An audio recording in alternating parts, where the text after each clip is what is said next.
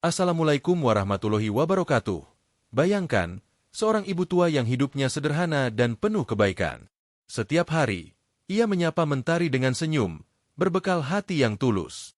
Namun, satu sore, kebaikan itu justru menjadi bumerang. Seekor kambing putih tersesat masuk ke pekarangannya. Niat tulus untuk menolong, justru menyeretnya ke dalam jurang tuduhan kejam. Ia dipaksa merasakan dinginnya jeruji besi, tanpa salah apapun.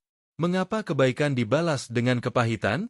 Siapa yang tega menjebak seorang wanita tak berdaya? Namun sebelum kita mulai ke cerita ini, tuliskan dulu di kolom komentar, dari kota mana kalian menonton. Semoga yang like dan subscribe channel ini, dimudahkan urusannya, dilapangkan rezekinya, disehatkan badannya, dan dikabulkan hajat dunia akhirat oleh Allah Subhanahu wa Ta'ala. Amin ya Robbal Alami. Sekarang mari kita masuk ke ceritanya. Di sebuah desa yang tenang bernama Mekarjaya, hiduplah seorang wanita tua bernama Bulastri. Rambutnya sudah memutih, kulitnya keriput termakan usia, namun sorot matanya masih memancarkan kehangatan dan ketabahan. Bulastri tinggal seorang diri di sebuah rumah sederhana yang dikelilingi kebun kecil. Setiap pagi, dia menyiram tanamannya, menyapu halaman, dan menyiapkan makanan seadanya. Kehidupan Bulastri sangatlah sederhana, jauh dari kemewahan, namun dia selalu merasa cukup dan bersyukur dengan apa yang dia miliki. Senyum jarang lepas dari wajahnya, menyapa setiap tetangga yang berpapasan dengannya. Suatu sore yang cerah, ketika Bulastri sedang asyik memetik cabai di kebun belakang rumahnya, sebuah kejadian tak terduga terjadi. Tiba-tiba, seekor kambing jantan berbulu putih bersih melompat masuk ke pekarangan rumahnya. Kambing itu terlihat kebingungan, mungkin tersesat dari kawanan atau lepas dari kandangnya. Bulastri terkejut. Dia meletakkan keranjang cabainya, lalu mendekati kambing itu dengan perlahan. Kambing itu tidak terlihat agresif, hanya mondar-mandir di antara tanaman singkongnya. Bulastri mencoba mengusir kambing itu dengan pelan. "Hus, hus, pergi sana," katanya lembut. Namun kambing itu seolah tidak mengerti, malah asyik memakan beberapa daun singkong muda. Bulastri merasa kasihan melihat kambing itu. Hari sudah mulai gelap, dan dia khawatir kambing itu akan kelaparan atau tersesat lebih jauh. Dia memutuskan untuk menambatkan kambing itu sementara di sebuah pohon mangga di halaman belakang rumahnya. Dia memberinya sedikit rumput dan air. Mungkin besok pagi pemiliknya akan mencari, pikir Bulastri. Dia tidak punya niat sedikit pun untuk mengambil atau menyembunyikan kambing itu. Hatinya yang tulus hanya ingin membantu. Setelah menambatkan kambing itu, Bulastri kembali ke dalam rumahnya, menyiapkan makan malam sederhana untuk dirinya sendiri. Malam itu, dia tidur dengan tenang, tidak menyadari bahwa kejadian kecil itu akan mengubah seluruh kehidupannya. Keesokan paginya, saat Bulastri sedang menjemur pakaian di halaman depan, sebuah mobil patroli polisi berwarna biru berhenti tepat di depan rumahnya. Dua orang polisi turun dari mobil itu. Salah satunya adalah Sersan Budi, seorang polisi bertubuh tegap dengan wajah keras, dan yang lainnya adalah Kopral Joni, yang terlihat lebih muda dan sering mengikuti perintah Sersan Budi. Bulastri merasa sedikit terkejut. Sepanjang hidupnya, dia tidak pernah berurusan dengan polisi. Dia merasa ada yang tidak beres. "Selamat pagi, Bulastri?" tanya Sersan Budi dengan suara berat, tanpa senyum sedikit pun di wajahnya. "Iya, saya Bulastri," jawab Bulastri dengan nada hati-hati. "Kami mendapat laporan bahwa ibu telah mencuri seekor kambing milik Bapak Yanto," kata Sersan Budi, matanya menatap tajam ke arah Bulastri. Bulastri terkejut mendengar tuduhan itu. "Mencuri? Saya? Tidak, Pak. Saya tidak pernah mencuri apapun." "Jangan mengelak, Bu. Ada saksi yang melihat kambing Bapak Yanto masuk ke pekarangan ibu dan tidak keluar lagi," timpal Kopral Joni, mencoba terlihat tegas. "Benar, Pak. Kambing itu memang masuk ke pekarangan saya kemarin sore. Tapi saya tidak mencurinya. Saya hanya menambatkannya karena kasihan, takut tersesat. Saya berniat mengembalikan jika pemiliknya datang mencari," jelas Bulastri, suaranya bergetar menahan rasa terkejut dan sedikit takut. "Alasan saja itu, Bu. Kambing itu sekarang ada di mana?" tanya Sersan Budi, tidak memberikan kesempatan Bulastri menjelaskan lebih jauh. "Ada di belakang, diikat di pohon mangga," jawab Bulastri jujur. Sersan Budi dan Kopral Joni segera berjalan ke halaman belakang. Mereka melihat kambing berbulu putih itu terikat di pohon mangga, sedang asyik mengunyah rumput yang diberikan Bulastri. Wajah Sersan Budi menyeringai, seolah-olah dia telah menemukan bukti yang kuat. "Nah, kan? Jelas sekali ini. Kambingnya ada di sini." Jadi ibu memang mencurinya, kata Sersan Budi, suaranya meninggi. Bukan, Pak. Demi Allah, saya tidak mencuri. Saya hanya menolong. Bu Lastri mencoba membela diri, matanya mulai berkaca-kaca. Tidak perlu banyak bicara, Bu. Ibu harus ikut kami ke kantor polisi untuk dimintai keterangan lebih lanjut. Perintah Sersan Budi tanpa kompromi. Bu Lastri merasa bingung, sedih, dan ketakutan. Dia tidak tahu harus berbuat apa. Tetangga-tetangga yang mendengar keributan mulai berdatangan, mengintip dari balik pagar. Mereka melihat Bu Lastri yang renta dikelilingi 2 polisi. Mereka ingin membantu, namun rasa takut terhadap aparat membuat mereka hanya bisa diam dan menatap dengan prihatin. Tapi, Pak, saya tidak melakukan kesalahan. Bu Lastri mencoba memohon. Itu nanti biar pengadilan yang memutuskan. Sekarang, Ibu ikut kami, kata Kopral Joni sambil menarik lengan Bu Lastri dengan kasar. Bu Lastri hampir terjatuh. Dia tidak berdaya. Dengan langkah gontai dan hati yang hancur, dia mengikuti kedua polisi itu menuju mobil patroli. Air mata mulai menetes membasahi pipi keriputnya. Dia merasa sangat tidak adil. Sepanjang jalan menuju kantor polisi, pikiran Bu Lastri berkecamuk. Dia tidak bisa memahami mengapa kejadian sesederhana itu bisa berubah menjadi tuduhan pencurian yang serius. Dia tidak pernah menyangka akan mengalami hal seperti ini di masa tuanya. Setibanya di kantor polisi, Bu Lastri langsung dibawa ke sebuah ruangan interogasi yang pengap. Sersan Budi dan Kopral Joni terus mencecarnya dengan pertanyaan yang sama, menuduhnya berbohong, dan mengancamnya dengan hukuman penjara. Bu Lastri, yang tidak pernah berurusan dengan hukum, merasa semakin tertekan. Dia terus-menerus mengatakan kebenaran, menjelaskan bahwa dia hanya berniat menolong kambing yang tersesat itu, namun kata-katanya seolah tidak didengar. Kedua polisi itu terlihat sudah memiliki kesimpulan sendiri, seolah-olah mereka tidak tertarik pada kebenaran, melainkan hanya ingin menyelesaikan kasus ini dengan cepat. Bu, kami tahu Bapak Yanto sudah sering kehilangan kambingnya. Dan sekarang kambingnya ada di rumah Ibu. Ini bukan kebetulan, kata Sersan Budi dengan nada menuduh. Tapi, Pak, saya baru sekali ini melihat kambing itu. Saya tidak tahu menahu soal kehilangan-kehilangan sebelumnya. Bu Lastri mencoba menjelaskan. Sudah, Bu, tidak perlu berbelit-belit. Mengaku saja. Nanti hukumannya bisa lebih ringan, bujuk Kopral Joni, namun lebih terdengar seperti ancaman. Bu Lastri tidak mau mengaku bersalah atas sesuatu yang tidak dia lakukan. Dia tetap teguh pada pendiriannya. Setelah berjam-jam diinterogasi, Bu Lastri akhirnya dibawa ke sel tahanan sementara. Dinginnya lantai dan pengapnya udara di sel membuat Bu Lastri semakin merasa terpuruk. Dia hanya bisa berdoa dalam hati, memohon pertolongan dari Allah. Kabar penangkapan Bu Lastri menyebar cepat di desa Mekarjaya. Beberapa tetangga yang prihatin mencoba datang menjenguk, namun mereka tidak diizinkan. Mereka hanya bisa menghela napas, merasa iba pada Bu Lastri yang selama ini dikenal sebagai orang baik dan jujur. Mereka tahu Bu Lastri tidak mungkin mencuri. Namun, siapa yang berani melawan polisi? Rasa takut telah membungkam banyak mulut. Beberapa hari kemudian, Bu Lastri dibawa ke pengadilan. Ruang sidang yang megah dan formal itu terasa asing dan menakutkan bagi Bu Lastri. Dia duduk di kursi terdakwa, merasa sangat kecil dan tidak berdaya. Di hadapannya, ada Hakim Cahyo, seorang hakim yang terkenal tegas, namun juga dikenal memiliki reputasi yang kurang bersih di kalangan tertentu. Wajah Hakim Cahyo terlihat datar, tanpa ekspresi, seolah-olah dia sudah memutuskan segalanya bahkan sebelum persidangan dimulai. Di samping Hakim Cahyo, ada seorang jaksa penuntut yang membacakan dakwaan dengan suara lantang, menuduh Bu Lastri melakukan pencurian kambing dengan sengaja. Yanto, sang pemilik kambing, juga hadir di persidangan. Wajahnya terlihat angkuh, menatap Bu Lastri dengan pandangan meremehkan. Dia bersaksi di depan hakim, mengatakan bahwa Bu Lastri adalah pencuri kambingnya, bahwa dia sudah sering kehilangan kambing, dan Bu Lastri pasti pelakunya.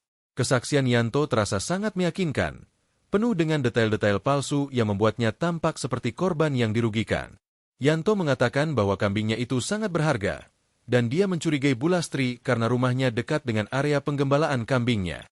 Dia bahkan menambahkan bahwa Bu Lastri memiliki rekam jejak kurang baik di masa lalu, meskipun itu adalah kebohongan besar.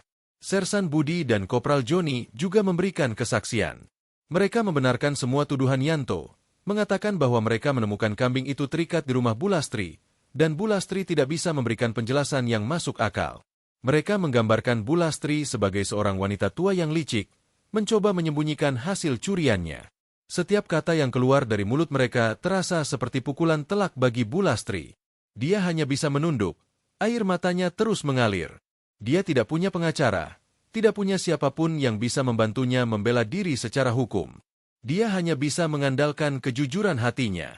Ketika tiba gilirannya untuk berbicara, Bu Lastri mencoba menjelaskan apa yang sebenarnya terjadi.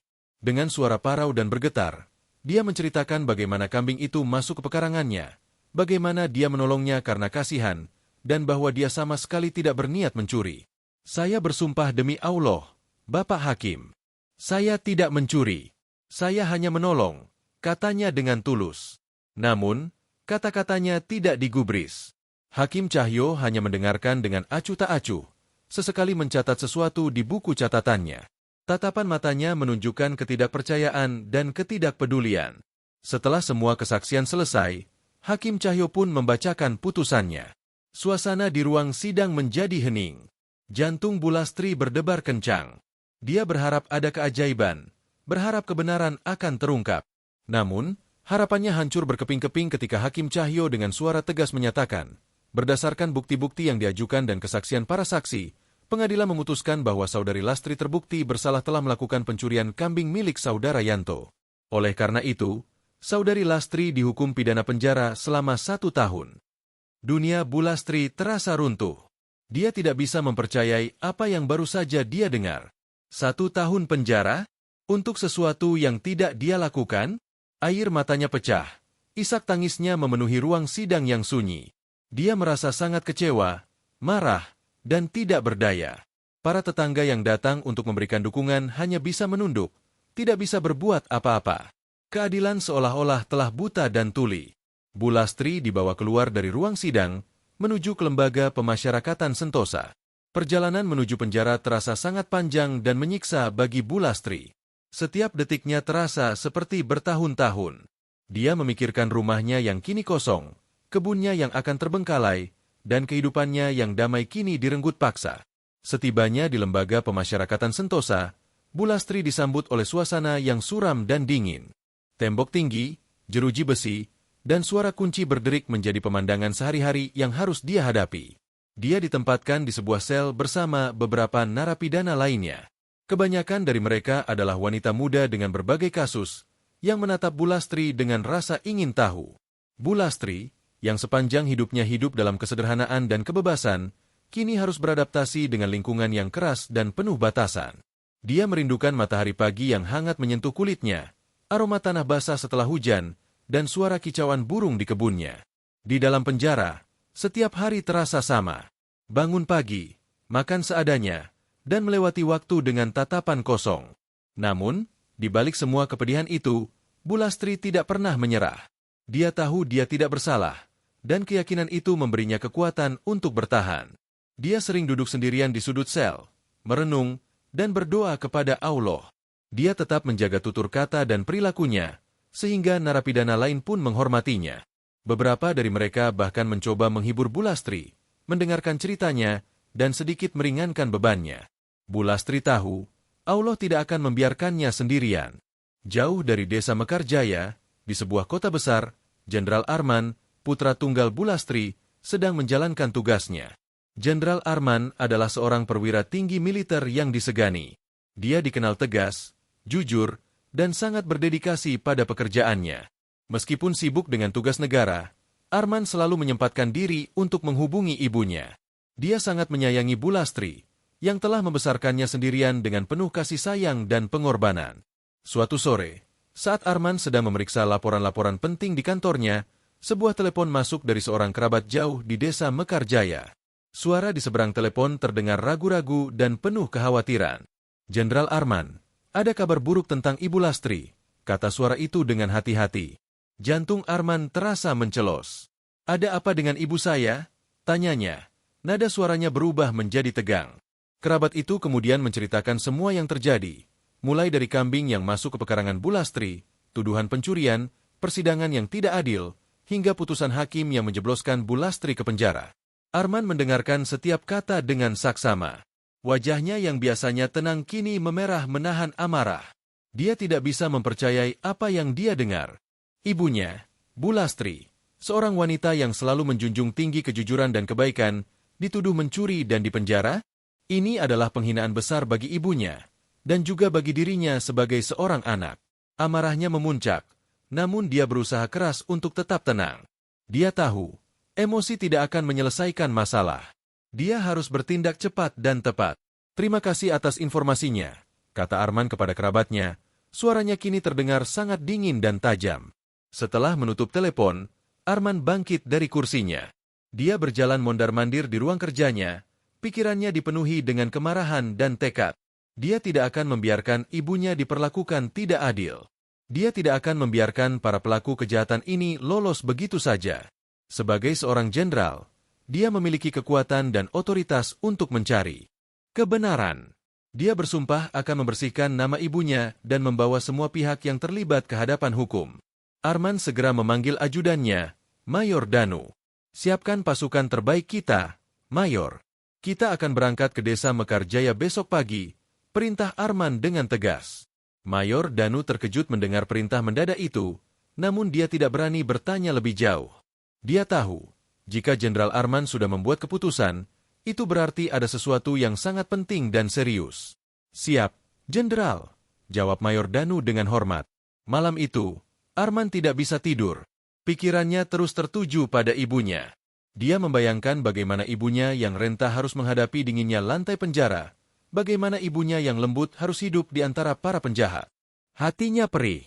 Dia berjanji pada dirinya sendiri bahwa dia akan mengeluarkan ibunya dari sana, apapun yang terjadi. Dia akan mencari tahu siapa dalang di balik semua ini dan memastikan mereka menerima balasan yang setimpal. Keesokan paginya, suasana di markas besar militer sangat tegang. Beberapa truk militer dan kendaraan tempur sudah disiapkan. Puluhan prajurit elit dengan seragam lengkap dan senjata siap siaga berdiri dengan tegap. Jenderal Arman, dengan seragam militernya yang gagah, berdiri di depan mereka. Wajahnya menunjukkan tekad yang kuat. Kita akan ke desa Mekarjaya. Ada misi penting yang harus kita selesaikan. Ingat, kita di sana untuk menegakkan keadilan, kata Arman dengan suara lantang. Para prajurit menjawab serentak, siap, Jenderal. Konvoi militer yang panjang itu bergerak cepat menuju desa Mekarjaya. Deru mesin truk dan kendaraan tempur memecah kesunyian jalan raya. Kabar tentang kedatangan Jenderal Arman dan pasukannya sudah sampai ke telinga warga desa Mekarjaya, bahkan sebelum mereka tiba. Para warga desa merasa sangat terkejut dan sedikit ketakutan. Mereka bertanya-tanya, ada apa gerangan sehingga seorang jenderal besar datang ke desa mereka dengan membawa pasukan sebanyak itu. Ketika konvoi militer itu memasuki desa Mekarjaya, suasana desa yang biasanya tenang mendadak menjadi ramai. Para warga berhamburan keluar rumah, berkerumun di pinggir jalan, menyaksikan pemandangan yang belum pernah mereka lihat sebelumnya.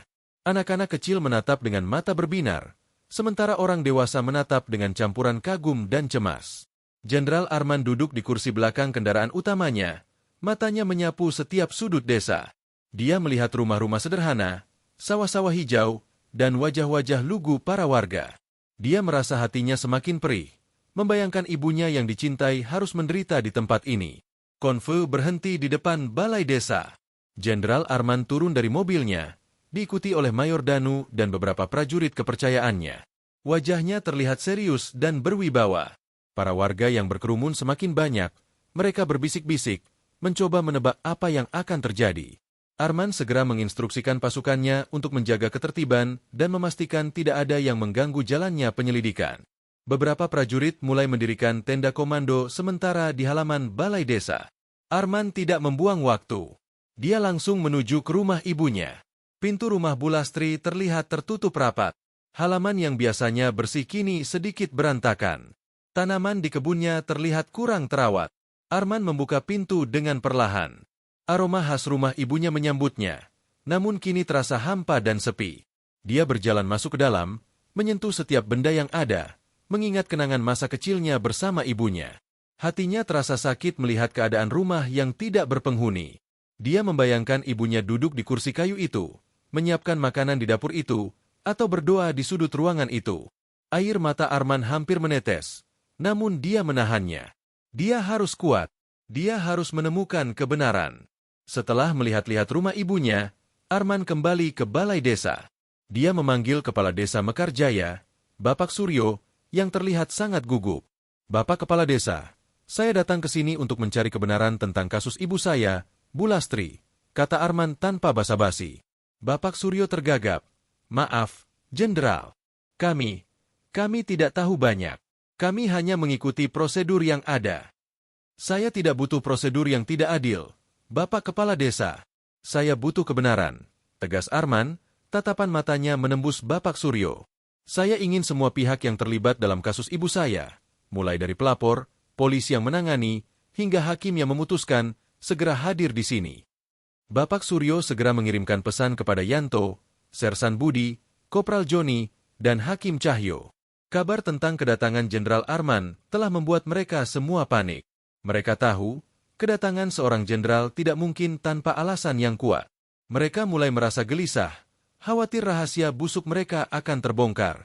Yanto mencoba mengelak, mengatakan dia sedang sibuk. Sersan Budi dan Kopral Joni juga mencari alasan. Namun, perintah seorang jenderal tidak bisa dibantah. Dengan terpaksa, mereka semua datang ke balai desa. Yanto datang dengan wajah pucat. Dia mencoba bersikap tenang, namun tangannya terlihat gemetar. Sersan Budi dan Kopral Joni datang dengan seragam lengkap, namun mereka tidak lagi menunjukkan sikap angkuh seperti saat menghadapi Bu Lastri. Wajah mereka terlihat tegang dan penuh kekhawatiran. Terakhir, Hakim Cahyo datang dengan langkah berat. Wajahnya dingin namun matanya terlihat gelisah. Dia tahu, jika seorang jenderal turun tangan langsung, berarti ada sesuatu yang sangat serius. Jenderal Arman duduk di kursi utama di balai desa, diapit oleh Mayor Danu dan beberapa prajurit. Di hadapannya, duduk Yanto, Sersan Budi, Kopral Joni, dan Hakim Cahyo. Suasana di balai desa sangat tegang. Para warga yang berkerumun di luar balai desa mencoba menguping, penasaran dengan apa yang akan terjadi. "Baiklah, saya tidak akan bertele-tele," mulai Arman dengan suara tegas. "Saya tahu ibu saya, Bu Lastri, adalah orang yang jujur dan baik. Saya tidak percaya dia mencuri kambing. Saya ingin kalian semua menceritakan apa yang sebenarnya terjadi, tanpa ada yang ditutupi." Arman memulai interogasi dengan Yanto. "Bapak Yanto, ceritakan kronologi kejadian dari sudut pandang Anda." Yanto, dengan suara bergetar, mencoba mempertahankan kebohongannya. "Jenderal, saya bersumpah, kambing saya hilang. Dan saya melihat kambing itu ada di rumah Bu Lastri. Saya hanya melaporkannya ke polisi." "Anda yakin hanya melihatnya? Tidak ada hal lain yang terjadi?" tanya Arman. Tatapannya tajam menembus Yanto. Yanto terdiam sejenak. Keringat dingin mulai mengalir di dahinya. Dia tahu Jenderal Arman bukan orang sembarangan. Arman kemudian memanggil Sersan Budi dan Kopral Joni. "Sersan Budi, Kopral Joni, ceritakan bagaimana kalian menangani kasus ini." Sersan Budi mencoba menjelaskan dengan bahasa resmi, namun Arman memotongnya. "Saya tidak butuh laporan resmi yang sudah kalian rekayasa. Saya butuh kebenaran. Kalian menemukan kambing itu di rumah ibu saya, lalu langsung menuduhnya mencuri, tanpa penyelidikan lebih lanjut, tanpa mencari pemilik aslinya, tanpa mencoba memahami penjelasan ibu saya." Kedua polisi itu terdiam. Mereka tidak bisa membantah. Mereka tahu mereka telah melanggar prosedur. Arman kemudian memerintahkan prajuritnya untuk mencari saksi mata di desa. Beberapa warga yang awalnya takut, kini merasa lebih berani karena ada Jenderal Arman yang membela Bu Lastri. Seorang anak kecil bernama Joni, yang sering bermain di sekitar rumah Bu Lastri, akhirnya memberanikan diri. "Jenderal, saya melihat sendiri kambing itu melompat pagar masuk ke halaman rumah Bu Lastri. Bu Lastri sempat mencoba mengusirnya, tapi kambingnya tidak mau pergi. Lalu Bu Lastri mengikatnya," kata Joni dengan polos. Kesaksian anak kecil itu membuat Yanto, Sersan Budi, dan Kopral Joni semakin gelisah. Arman juga mendapatkan informasi dari beberapa tetangga yang mengatakan bahwa Yanto sebenarnya memiliki masalah keuangan dan sering mencoba menjual kambingnya dengan harga tinggi. Ada juga desas-desus bahwa Yanto sebenarnya ingin menguasai tanah Bu Lastri yang strategis. Informasi-informasi kecil ini mulai menyatukan kepingan teka-teki. Arman semakin yakin ada konspirasi di balik semua ini. Dia tahu, tidak mungkin hanya Yanto dan dua polisi itu yang terlibat. Ada yang lebih besar di belakang mereka. Dia menatap Hakim Cahyo. "Bapak Hakim, Bagaimana Anda bisa menjatuhkan hukuman 1 tahun penjara untuk seorang wanita tua yang tidak punya catatan kriminal hanya berdasarkan kesaksian yang meragukan? Tanya Arman dengan nada dingin. Hakim Cahyo mencoba membela diri. Jenderal, saya memutuskan berdasarkan bukti yang ada di persidangan. Kesaksian para saksi dan barang bukti kambing yang ditemukan di rumah terdakwa. Bukti yang direkayasa, bukan? Kata Arman, langsung menembak. Saya tahu ada yang tidak beres di balik kasus ini. Saya tahu ada permainan kotor yang melibatkan kalian semua. Suasana semakin tegang. Arman memerintahkan prajuritnya untuk mengamankan semua yang hadir, termasuk Yanto, Sersan Budi, Kopral Joni, dan Hakim Cahyo. Mereka semua terlihat panik. Arman tahu, mereka tidak akan mengaku jika tidak ada bukti yang kuat. Dia kemudian memerintahkan Mayor Danu untuk mencari rekaman CCTV di sekitar desa, jika ada, atau mencari bukti transfer uang yang mencurigakan. Mayor Danu dan pasukannya segera bergerak. Mereka memeriksa setiap sudut desa, menanyai setiap orang yang mungkin tahu. Akhirnya, setelah beberapa jam pencarian, mereka menemukan sebuah toko kelontong di ujung desa yang memiliki kamera pengawas.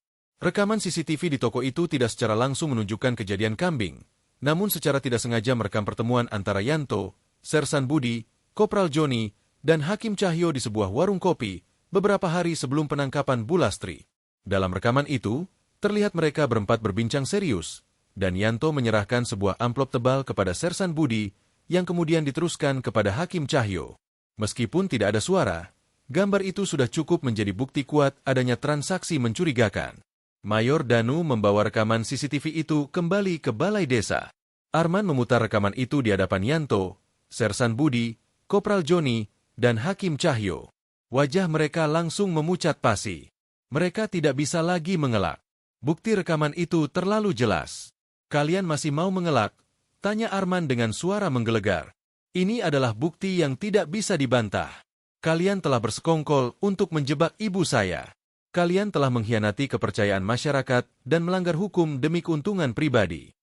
Sersan Budi, yang paling tertekan, akhirnya tidak bisa menahan diri lagi. Dia menunduk, lalu mulai berbicara dengan suara pelan. Maaf, Jenderal. Saya hanya mengikuti perintah. Yanto menawarkan uang yang banyak kepada kami, agar kami menuduh Bulastri mencuri. Dia bilang, Bulastri tidak punya siapa-siapa, jadi tidak akan ada yang membela. Kopral Joni ikut membenarkan. Benar, Jenderal. Kami dijanjikan bagian yang besar jika Bulastri dipenjara. Yanto ingin menguasai tanah Bulastri. Yanto, yang kini terpojok, tidak bisa berkata-kata. Dia hanya bisa menunduk. Wajahnya merah pada menahan malu dan takut. Hakim Cahyo, yang selama ini terlihat angkuh, kini terlihat sangat ketakutan. Saya hilaf, Jenderal. Saya dijanjikan sejumlah uang yang besar oleh Yanto dan kedua polisi ini. Saya terlalu gelap mata, katanya dengan suara bergetar. Dia mencoba memohon ampun, namun Arman tidak menunjukkan belas kasihan. Terungkaplah seluruh kebenaran. Yanto memang ingin menguasai tanah Bulastri yang berada di lokasi strategis. Dia tahu Bulastri hidup sendirian dan tidak punya keluarga dekat di desa. Dia melihat kesempatan untuk menjebak Bulastri agar bisa dipenjara, sehingga tanahnya bisa dengan mudah dia kuasai. Dia kemudian menyuap Sersan Budi dan Kopral Joni untuk membuat laporan palsu dan menangkap Bulastri. Dan terakhir, dia menyuap Hakim Cahyo agar menjatuhkan putusan bersalah kepada Bulastri. Mereka semua bersekongkol, merencanakan kejahatan ini dengan rapi, tanpa berpikir bahwa ada seorang jenderal yang akan datang untuk membela kebenaran. Arman merasa sangat marah mendengar pengakuan mereka. Hatinya perih membayangkan penderitaan ibunya di penjara akibat ulah orang-orang serakah ini. Kalian semua telah mencoreng nama baik hukum dan keadilan. Kalian telah menyakiti seorang wanita tua yang tidak bersalah. Kalian akan menerima balasan yang setimpal, tegas Arman. Dia segera memerintahkan pasukannya untuk menangkap Yanto, Sersan Budi, Kopral Joni, dan Hakim Cahyo. Mereka semua diborgol dan dibawa ke markas besar militer untuk diproses lebih lanjut. Para warga desa yang menyaksikan penangkapan itu bersorak gembira. Mereka merasa lega dan bersyukur karena kebenaran akhirnya terungkap. Mereka berterima kasih kepada Jenderal Arman yang telah membawa keadilan ke desa mereka. Rasa takut yang selama ini membayangi mereka kini sirna. Mereka tahu, Tidak ada lagi yang bisa menindas orang-orang kecil di desa Mekarjaya. Setelah semua pelaku kejahatan ditangkap, Jenderal Arman segera meminta Mayor Danu untuk menyiapkan kendaraan. Dia akan menjemput ibunya sendiri di Lembaga Pemasyarakatan Sentosa. Perjalanan menuju penjara terasa lebih cepat kali ini, diiringi dengan harapan dan kelegaan. Setibanya di sana, Arman langsung bertemu dengan kepala lapas. Dia menjelaskan situasi yang sebenarnya, menunjukkan bukti-bukti konspirasi, dan meminta agar ibunya segera dibebaskan. Kepala lapas, yang terkejut mendengar kasus ini, segera memproses pembebasan Bulastri. Bulastri, yang sedang duduk di selnya dengan tatapan kosong, tiba-tiba dipanggil oleh seorang petugas. Dia merasa bingung, bertanya-tanya ada apa lagi. Namun, ketika dia dibawa keluar dari sel dan melihat sosok gagah Jenderal Arman berdiri di hadapannya, Bulastri tidak bisa menahan air matanya. "Arman, anakku," katanya dengan suara parau, berusaha memeluk putranya. Arman segera memeluk ibunya dengan erat. Rasa rindu, haru, dan lega bercampur aduk. "Ibu, maafkan Arman." "Arman terlambat," bisik Arman, air matanya pun ikut menetes. "Tidak, nak. Allah tidak pernah terlambat. Allah mengirimkanmu untuk ibu," kata Bulastri sambil mengusap air mata putranya. Bulastri akhirnya dibebaskan dari penjara. Dia berjalan keluar dari gerbang lapas dengan langkah yang ringan, seolah beban berat yang selama ini menimpanya telah terangkat.